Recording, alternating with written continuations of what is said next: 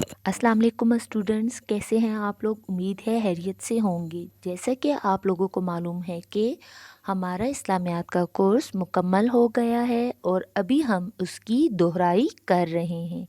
दोहराई में हमारा आज का टॉपिक है सबक ईमानियात और इबादात, जो कि सफ़ा नंबर 11 पर मौजूद है। आएँ इस सबक के बारे में अहम मालूमात को जानते हैं। सबसे पहले हम आ जाएंगे सबक के नाम की तरफ कि ईमानियात और इबादात का मतलब क्या है। ईमानियात जमा है ईमान की, और ईमान किसको कहते हैं, ईमान का क्या मतलब है। यानी ईमानियात जमा है ईमान की, और ईमान का मतलब है किसी भी बात को सच्चे दिल से मान लेना, यकीन करना और ज़ुबान से इकरार करना ईमान कहलाता है। इसी तरह इबादत जमा है इबादत की, और इबादत का मतलब है अल्लाह ताला की अताअत और उसकी बंदगी। यानी हर वो काम जो अल्लाह ताला के हुक्म के मुताबिक हो इबादत कहलाता है। इसमें ज़रूरी नहीं है कि हम नमाज, रोज़ा, ज़कात, हज इन चीज़ों को ही शामिल करें कि इन्हीं कामों का अल्लाह ताला ने हुक्म दिया है और इन्हीं को माने। नहीं, बल्कि हमारे रोज़मर्रा के जो काम हैं, सारे दिन में हम जो काम करते हैं, अगर हम उनको भी अल्लाह ताला के हुक्म के मुताबिक करें तो वो सारे काम भी हमारे इबादत में शामिल हो जाएंगे। जैसे मैं आप लोगों को एक छोटी सी मिसाल दे देती हूँ। जब हम खाना खा रहे होते हैं, ठीक है, खाना खाते वक्त हमें क्या करते हैं, सबसे पहले हम जाएं, अपने हाथों को धोएं, फिर आके तमीज़ से बैठ के सर पे दुपट्टा लेके सीधे हाथ से और बिस्मिल्लाह शुरू करके बिस्मिल्लाह से शुरू करें खाना खाना। तो इससे क्या होगा, इससे ज़ाहिर है जितने टाइम हम खाना खाते रहेंगे वो सारा टाइम हमारा इबादत में शामिल होता जाएगा। ठीक है, क्यों? क्योंकि हमने सारे काम को शुरू करने से पहले, यानी खाना खाने को शुरू करने से पहले बिस्मिल्लाह पढ़ा, अल्लाह ताला का नाम लेके उस काम को शुरू किया। तो जितना टाइम हम वो काम करेंगे तो वो हमारा किस में शामिल होगा, इबादत में शामिल होगा। ठीक है, तो हमें चाहिए कि हम हर एक काम शुरू करने से पहले अल्लाह ताला को याद रखें, अल्लाह ताला का नाम लेके उस काम को शुरू करें। ठीक है, अब आते हैं कि इस सबक से को पढ़ने से हमें क्या फ़ायदा हासिल होगा, या हमारे लिए क्या अहम पॉइंट ज़रूरी हैं इस सबक को पढ़ने के लिए। ठीक है, जिनको हम अगर पढ़ लेंगे, जान लेंगे, समझ लेंगे तो इस सबक को पढ़ने में, इस सबक की एक्सरसाइज को सॉल्व करने में हमें आसानी रहेगी। तो वो ये बातें हैं। नंबर 1 है ईमान का मफ़हूम समझ सकें। जब हम ईमान के मतलब को समझ लेंगे हमें सबक को पढ़ने में आसानी रहेगी। नंबर 2, इस्लाम के बुनियादी अकायद को समझकर इन पर सच्चे दिल से ईमान ले आएँ। बुनियादी अकायद, बुनियादी चीज़ें, बुनियादी बातें, इस्लाम की कुछ बुनियादी चीज़ें ऐसी हैं जिन पे ईमान लेके आना हर मुसलमान के लिए बहुत ज़रूरी है। ठीक है, नंबर 3, ईमान की अहमियत को जान सकें। यानी एक मुसलमान के लिए ईमान क्यों अहम है, ईमान की क्या अहमियत, क्या वैल्यू है। ठीक है, तो ये भी हम जानेंगे कि हमारे लिए ईमान क्यों ज़रूरी है। ठीक है, सबसे पहले तो हम जैसे कि अल्हम्दुलिल्लाह से मुसलमान हैं, हमें पता है हमारा मज़हब जो है तो वो है इस्लाम। ठीक है, और मुसलमान होने के लिए किन बातों को जानने और मानने की ज़रूरत होती है। तो सबसे पहले आ जाते हैं कि एक मुसलमान के लिए सबसे ज़रूरी चीज़ ये है कि उसका इस बात पे ईमान हो, इस बात पे यकीन करे, सच्चे दिल से इस बात को माने कि अल्लाह ताला एक है, उसका कोई शरीक नहीं है। और इसके साथ साथ इस बात को भी माने कि हज़रत मोहम्मद सल्लल्लाहु अलैहि वसल्लम अल्लाह ताला के बंदे और रसूल हैं, आखिरी नबी हैं, उनके बाद कोई नबी नहीं आएगा। ठीक है, इस इन बातों पे तो हर एक मुसलमान का अकीदा है, हर एक मुसलमान सच्चे दिल से इन बातों को मानता है। लेकिन इसके साथ साथ हमारे दीन इस्लाम में कुछ बुनियादी चीज़ें, कुछ बुनियादी अकायद और हैं जिनको मानना हर मुसलमान के लिए ज़रूरी है।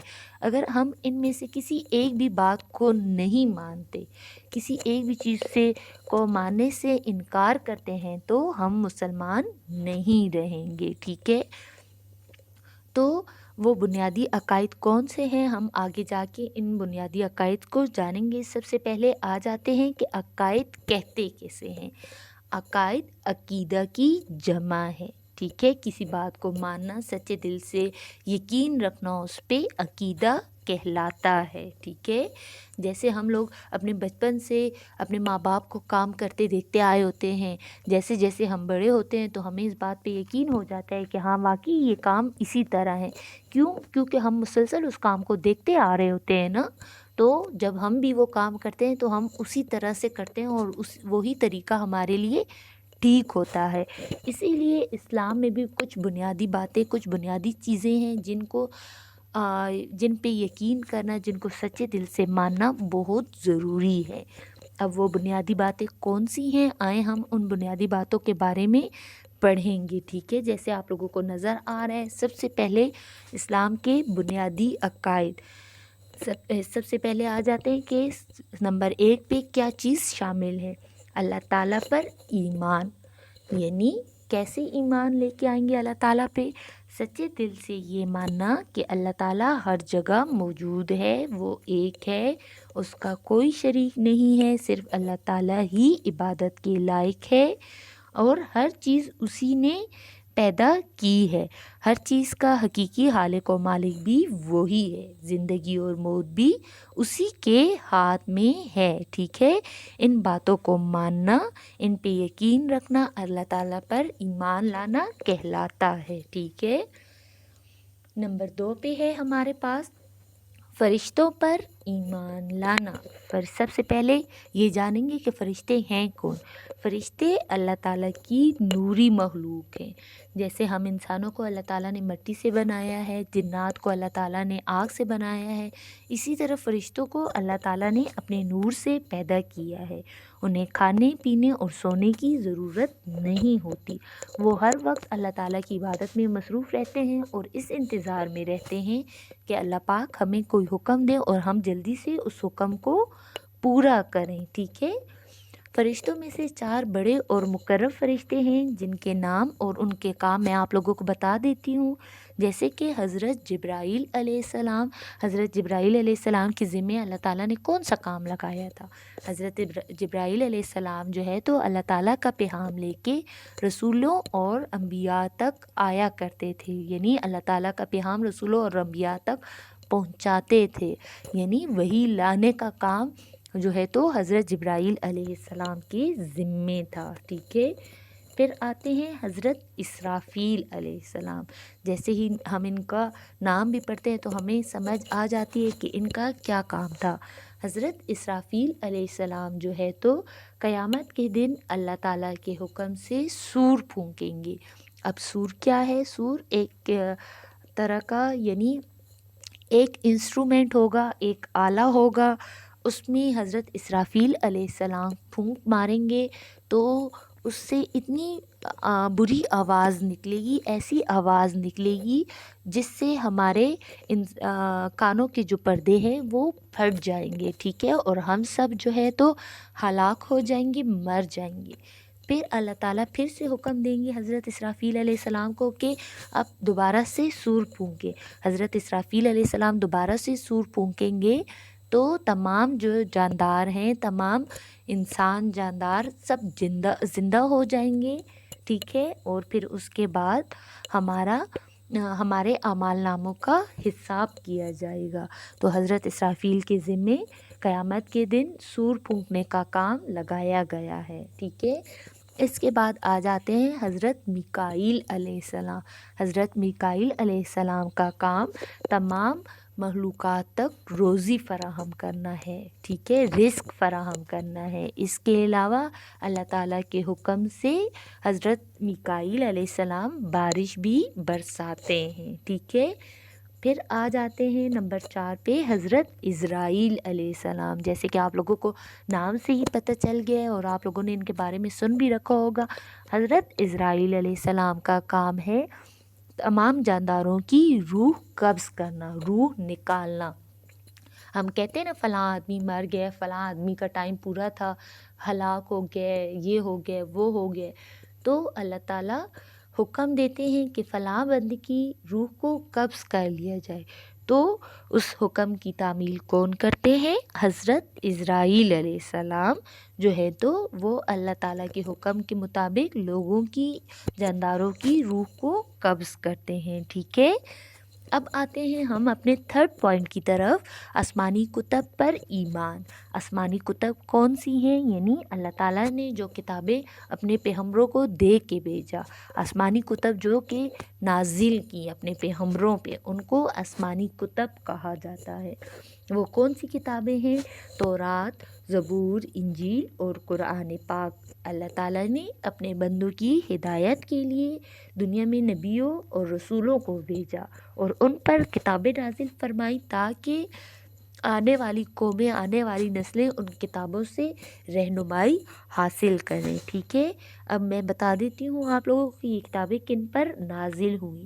تورات حضرت موسیٰ علیہ السلام پر نازل ہوئی، زبور حضرت داؤد علیہ السلام پر نازل ہوئی، انجیل حضرت عیسیٰ علیہ السلام پر نازل ہوئی، اور قرآن مجید کو اللہ تعالیٰ نے حضرت محمد صلی اللہ علیہ وآلہ وسلم پر نازل فرمایا، اور ساتھ میں یہ بھی فرما دیا کہ قرآن پاک جو ہے تو وہ اللہ تعالیٰ کی آخری کتاب ہے، اس کے بعد کوئی اور کتاب نازل نہیں ہوگی، اور قیامت تک آنے والے لوگ قرآن پاک سے اور حضرت محمد صلی اللہ علیہ وآلہ وسلم کی سیرت طیبہ سے ہی رہنمائی اور ہدایت حاصل کریں گے، ٹھیک ہے۔ اب آتے ہیں نیکسٹ پوائنٹ کی طرف کہ رسولوں پر ایمان، یعنی رسولوں پر ایمان لانا کیوں ضروری ہے۔ ظاہر سی بات ہے، اللہ تعالیٰ نے اس دنیا میں تقریباً 1,24,000 پیغمبر بھیجے۔ ان کا کام کیا تھا؟ اللہ تعالیٰ نے انسانوں کی ہدایت کے لیے ان انبیاء کو بھیجا۔ ہر نبی نے اپنے خاص زمانے میں، خاص قوم و قبیلے اور خاص علاقے میں اللہ تعالیٰ کا پیغام پہنچایا، ٹھیک ہے، اور لوگوں کو بتایا کہ اللہ تعالیٰ کے احکامات کے مطابق زندگی بسر کریں اور ان کو ایسے طریقے سکھائے، ٹھیک ہے۔ سب سے آخر میں حضرت محمد صلی اللہ علیہ وآلہ وسلم تشریف لائے، یعنی کہ آخری نبی، آخری رسول کون ہے؟ آخری نبی حضرت محمد صلی اللہ علیہ وسلم ہے، ٹھیک ہے۔ ان کے بعد کوئی اور نبی نہیں آئے گا، ٹھیک ہے۔ قیامت تک آنے والے انسانوں کی رہنمائی کا واحد ذریعہ آپ صلی اللہ علیہ وآلہ وسلم کی ذات مبارک اور قرآن مجید ہے، اور ان باتوں پر یقین رکھنا عقیدہ حتم نبوت کہلاتا ہے۔ کن باتوں پہ یقین رکھنا؟ اس بات کو ماننا کہ حضرت محمد صلی اللہ علیہ وسلم آخری نبی ہیں، قرآن پاک آخری کتاب ہے، اس بات کو سچے دل سے مان لینا، اقرار کرنا عقیدہ حتم نبوت کہلاتا ہے۔ یعنی جو شخص حضرت محمد صلی اللہ علیہ وآلہ وسلم کو آخری پیغمبر نہیں مانتا وہ مسلمان نہیں ہو سکتا، ٹھیک ہے، سمجھ آ گئی۔ جیسے میں نے آپ لوگوں کو پہلے بھی بتایا نا کہ ان باتوں میں سے ہم کسی بھی ایک پہ ایمان نہ رکھیں تو ہم مسلمان نہیں کہلائیں گے، ٹھیک ہے۔ نیکسٹ پوائنٹ ہے ہمارا آخرت پر ایمان۔ آخرت کا کیا معنی ہے؟ آخرت کا معنی ہے بعد میں آنے والی، دنیا کے مقابلے میں آخرت بعد میں آئے گی، یعنی ایک دن ایسا آئے گا کہ یہ دنیا ختم ہو جائے گی، ٹھیک ہے۔ اس دن کو قیامت کا دن بھی کہا جاتا ہے۔ اس دن سب اللہ تعالیٰ کے سامنے پیش ہوں گے، اس دن ہمارے اعمال ناموں کا حساب ہوگا۔ پھر کیا ہوگا؟ جن کے نیک اعمال زیادہ ہوں گے، اچھے کام جنہوں نے دنیا میں کیے ہوں گے، زیادہ کیے ہوں گے، وہ جنت میں جائیں گے، اور جن لوگوں نے برے کام کیے ہوں گے ان کا ٹھکانہ دوزخ ہوگا، ٹھیک ہے۔ تو ہماری کوشش یہی ہونی چاہیے کہ ہم چونکہ مسلمان ہیں تو ہمارا اس بات پہ یقین ہے کہ ہم ایک نہ ایک دن جب ہم اچھے کام کریں گے تو ضرور جنت میں بھیج دیے جائیں گے۔ تو ہمارا اس بات پہ یقین ہونا چاہیے کہ ہم زیادہ سے زیادہ اچھے کام کریں، زیادہ سے زیادہ نیک اعمال کریں تاکہ ہم لوگ بھی جنت میں جا سکیں، ٹھیک ہے، سمجھ آ گئی۔ ہمارا جو نیکسٹ پوائنٹ ہے وہ ہے تقدیر، یعنی قسمت پر ایمان، ٹھیک ہے۔ تقدیر کس کو کہتے ہیں؟ تقدیر کہتے ہیں قسمت کو، ٹھیک ہے۔ یعنی کبھی اس بات پہ یقین رکھنا، اس بات کو ماننا کہ ہمارے ساتھ ہمارا اچھا یا برا جو کچھ بھی ہو رہا ہے وہ سب اللہ تعالیٰ ہی کی طرف سے ہے۔ کبھی کبھی ایسا ہوتا ہے نا کہ ہمارے ساتھ کوئی بھی برا کام ہو جاتا ہے تو ہم پریشان ہو جاتے ہیں، ٹینشن میں ہو جاتے ہیں کہ ہمارے ساتھ یہ ایسا کیوں ہو رہا ہے، بلکہ ہمیں ایسا نہیں کہنا چاہیے۔ ہمارے ساتھ جب کچھ اچھا ہوتا ہے یا برا ہوتا ہے وہ سب اللہ تعالیٰ ہی کی مرضی سے، اللہ تعالیٰ ہی کی طرف سے ہو رہا ہوتا ہے۔ بلکہ جب ہمارے ساتھ کچھ برا ہو رہا ہوتا ہے تو ہمیں یہ سمجھنا چاہیے کہ اللہ تعالیٰ کی طرف سے ہمارے لیے یہ آزمائش ہے اور ہمیں اس میں پورا اترنا ہے، یعنی ہمارا یہ امتحان ہے اور ہم نے اس امتحان کو پاس کرنا ہے۔ تو مشکل وقت میں بھی، مشکل حالات میں بھی ہمیں چاہیے کہ ہم اللہ تعالیٰ کا شکر ادا کرتے رہیں اور اللہ تعالیٰ کا زیادہ سے زیادہ ذکر کرتے رہیں اور اللہ تعالیٰ سے مدد مانگتے رہیں۔ یعنی اس بات پہ یقین رکھنا کہ ہمارا اچھا اور برا، یا ہم بیمار ہیں یا جلدی سے ہم شفا یاب ہو رہے ہیں، یہ سب کس کی طرف سے ہے؟ یہ سب اللہ تعالیٰ ہی کی طرف سے ہے، ٹھیک ہے؟ تو ہمارا اس بات پہ بھی عقیدہ ہونا چاہیے، ٹھیک ہے؟ یہ تو تھا ہمارا آج کا سبق، یقیناً آپ لوگوں کو اچھے سے سمجھ آ گیا ہوگا۔ اب آتے ہیں ہم اپنے آج کے ہوم ورک کی طرف کہ آپ لوگوں نے کیا کام کرنا ہے، ٹھیک ہے؟ آج ٹھیک ہے، جیسے آپ لوگوں کو نظر بھی آ رہا ہے اورل ورک میں نے دیا ہے، اس میں کوئی ریٹن کام میں نے آپ لوگوں کو نہیں دیا۔ آپ لوگوں نے صرف یاد کرنا ہے سبق ایمانیات اور عبادات کی حالی جگہ پر پلس کالم ملائیں، کتاب صفحہ نمبر 14 سے یاد کریں۔ یعنی یہ جو چیپٹر ابھی ہم نے پڑھا ہے اس کو سمجھا ہے تو اسی سبق کی حالی جگہ پر اور ساتھ میں جو کالم ہے یہ آپ لوگوں نے بک پہ بھی سولو کیے ہوئے ہیں، ٹھیک ہے؟ آپ سب کی بکس چیک ہیں، آپ نے سولو کیے ہوئے ہیں تو آپ نے وہاں سے حالی جگہ پر اور کالم ملائیں یاد کرنا ہے، ٹھیک ہے؟ اس کے ساتھ ساتھ سورۃ العصر عربی کتاب صفحہ نمبر 3 سے یاد کریں۔ یعنی بک پہ کتاب صفحہ نمبر 3 پہ آپ لوگوں کی سورہ عصر موجود ہے، وہاں سے آپ نے بک کو کھولنا ہے اور سورہ عصر کو یاد کرنا ہے۔ صرف عربی یاد کرنی ہے اور بہت اچھی قرأت کے ساتھ یاد کرنا ہے، ٹھیک ہے؟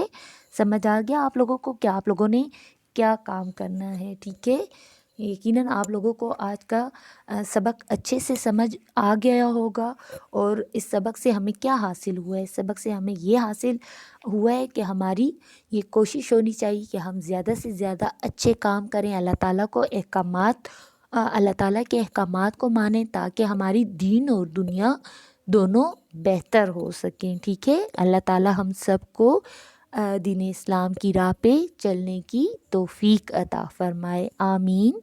آج کا ہمارا لیکچر ختم ہوا، انشاءاللہ ہم نیکسٹ لیکچر میں ملیں گے، تب تک کے لیے اللہ حافظ۔